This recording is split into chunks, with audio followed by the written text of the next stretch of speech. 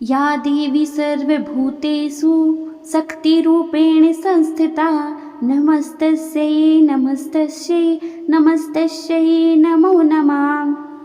जय माता दी। मेरे प्यारे भक्तों, आज नवरात्र का तीसरा दिन है, यानी कि माता चंद्रघंटा का दिन है। तो आज हम इस वीडियो में माँ दुर्गा शक्ति पाठ का तीसरा अध्याय का श्रवण करेंगे। तीसरा अध्याय कुछ इस प्रकार है। सेनापतियों सहित महिषासुर का वध। जगदम्बा के श्री अंगों की कांति उदय काल के सहस्त्रों सूर्यों के समान है। वे लाल रंग की रेशमी साड़ी पहने हुए हैं। उनके गले में मुंडमाला शोभा पा रही है। दोनों स्तनों पर रक्त चंदन का लेप लगा हुआ है। वे अपने कर कमलों में जप मालिका विद्या और अभय तथा वर नामक मुद्राएं धारण किए हुए हैं। 3 नेत्रों से सुशोभित मुखारविंद की बड़ी शोभा हो रही है। उनके मस्तक पर चंद्रमा के साथ ही रत्नमय मुकुट बंधा है तथा वे कमल के आसन पर विराजमान है। ऐसी देवी को मैं भक्ति पूर्वक प्रणाम करता हूँ। ऋषि कहते हैं, दैत्यों की सेना को इस प्रकार तहस नहस होते देखकर महादैत्य सेनापति चिक्षुर क्रोध में भरकर अंबिका देवी से युद्ध करने के लिए आगे बढ़े। वह असुर रणभूमि में देवी के ऊपर इस प्रकार बाणों की वर्षा करने लगे जैसे बादल मेरुगिरी के शिखर पर पानी की धार बरसा रहा हो। तब देवी ने अपने प्राणों से उसके बाण समूह को अनायास ही काट कर उसके घोड़े और सारथी को भी मार डाला। साथ ही उसके धनुष तथा अत्यंत ऊंची ध्वजा को भी तत्काल काट गिराया। धनुष कट जाने पर उसके अंगों को अपने बाणों से बिध डाला। धनुष रथ घोड़े और सारथी के नष्ट हो जाने पर वह असुर ढाल और तलवार लेकर देवी की ओर दौड़ा। उसने तीखी धार वाली तलवार से सिंह के मस्तक पर चोट करके देवी की भी बाईं भुजा में बड़े वेग से प्रहार किया। राजन, देवी की बाह पर पहुंचते ही वह तलवार टूट गई। फिर तो क्रोध से लाल आंखें करके उस राक्षस ने शूल हाथ में लिया और उसे एक महादैत्य ने भगवती भद्रकाली के ऊपर चलाया। वह शूल आकाश में गिरते हुए सूर्यमंडल की भांति अपने तेज से प्रज्वलित हो उठा। उस शूल को अपनी ओर आते देख देवी ने शूल का प्रहार किया। उससे राक्षस के शूल के सैकड़ों टुकड़े हो गए। साथ ही महादैत्य चिक्षुर की भी धज्जियां उड़ गई। वह प्राणों से भी हाथ धो बैठा। महिषासुर के सेनापति उस महापराक्रमी चिक्षुर के मारे जाने पर देवताओं को पीड़ा देने वाला चामर हाथी का चढ़कर आया। उसने भी देवी के ऊपर शक्ति का प्रहार किया, किंतु जगदम्बा ने उसे अपने हुंकार से ही आहत एवं निष्प्रभ करके तत्काल पृथ्वी पर गिरा दिया। शक्ति टूट कर गिरी हुई देख चामर को बहुत क्रोध हुआ। अब उसने शूल चलाया, किंतु देवी ने उसे भी अपने बाणों द्वारा काट डाला। इतने में ही देवी का सिंह उछलकर हाथी के मस्तक पर चढ़ गया और उस दैत्य के साथ खूब जोर लगाकर बाहु युद्ध करने लगा। वे दोनों लड़ते लड़ते हाथी से पृथ्वी पर आ गए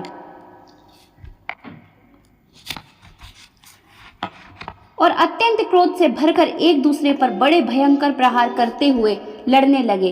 तदंतर सिंह बड़े वेग से आकाश की ओर उछला और इधर से गिरते समय उसने पंजों की मार से चामर का सिर धड़ से अलग कर दिया। इसी प्रकार उदग्र भी शिला और वृक्ष आदि के मार खाकर रणभूमि में देवी के साथ हाथ से मारा गया तथा कराल भी दांते, मुक्कों और थप्पड़ों की चोट से धाराशायी हो गया।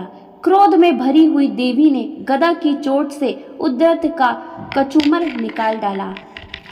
भिंदीपाल से वास्कल को तथा बाणों से ताम्र और अंधक को मौत के घाट उतार दिया।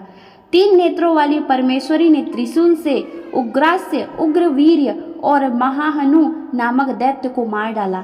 तलवार की चोट से विडाल के मस्तक को धड़ से काट गिराया।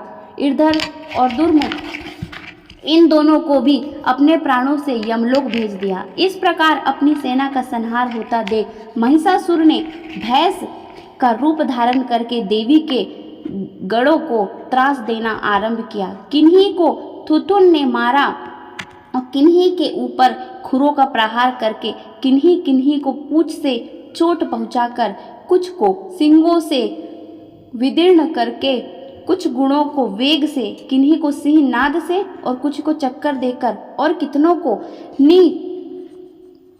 निश्वास वायु के झोंके से धराशायी कर दिया। इस प्रकार गणों की सेना को गिराकर वह असुर महादेवी के सिंह को मारने के लिए झपटा। इससे जगदम्बा को बड़ा क्रोध हुआ। उधर महापराक्रमी महिषासुर भी क्रोध में भरकर धरती को खूरों से खोदने लगा तथा अपने सींगों से ऊंचे ऊंचे पर्वतों को उठाकर फेंकने लगे और गर्जन करने लगे।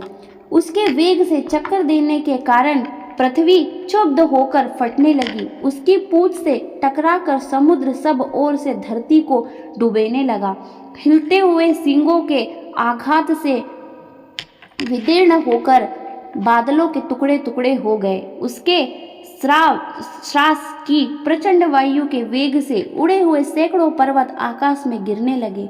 इस प्रकार क्रोध में भरे हुए उस महादैत्य को अपनी ओर आते देख चंडिका ने उसका वध करने के लिए महान क्रोध किया। उसके पास फेंका उस महान असुर को बांध लिया। उस महासंग्राम में बंध जाने पर उसने भैंस का रूप त्याग दिया और तत्काल सिंह के रूप में वह प्रकट हो गया। उस अवस्था में जगदम्बा ज्यों ही उसका मस्तक काटने के लिए आगत हुई, त्यों ही वह खड्गधारी पुरुष रूप में दिखाई देने लगा।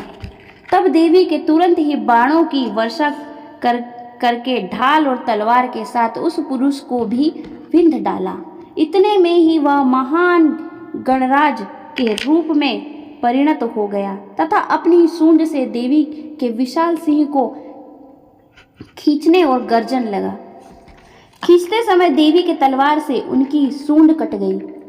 तब वह उस महादैत्य से पुनः भैंस का शरीर धारण कर लिया और पहले की ही भांति चराचर प्राणियों सहित तीनों लोकों को व्याकुल करने लगा।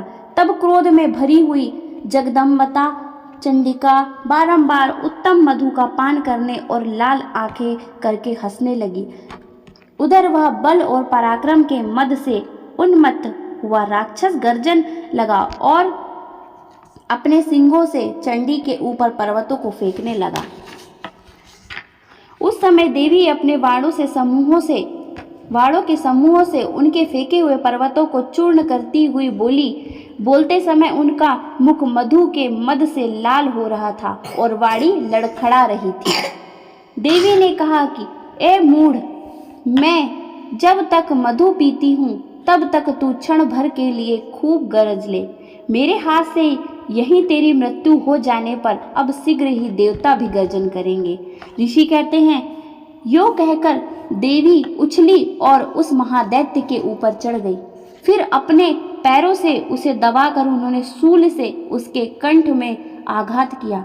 उसके पैर से दबा होने पर भी महिषासुर अपने मुख से अभी आधे शरीर से ही वह बाहर निकलना ना पाया कि देवी ने अपने प्रभाव से उसे रोक दिया। आधा निकला होने पर भी वह महादैत्य देवी से युद्ध करने लगा। तब देवी ने बहुत बड़ी तलवार से उसका मस्तक काट दिया। फिर तो हाहाकार करती हुई दैत्यों की सारी सेना भाग गई तथा संपूर्ण देवता प्रसन्न हो गए। देवताओं ने दिव्य महर्षि के साथ दुर्गा देवी का स्तवन किया। गंधर्व राज गाने लगे और अप्सराएं नृत्य करने लगी। इस प्रकार श्री मार्कंडेय पुराण के सार्वणिक मनवंतर की कथा के अंतर्गत देवी महात्म्य महिषासुर वध नामक तीसरा अध्याय पूरा हुआ। बोलो जय माता दी।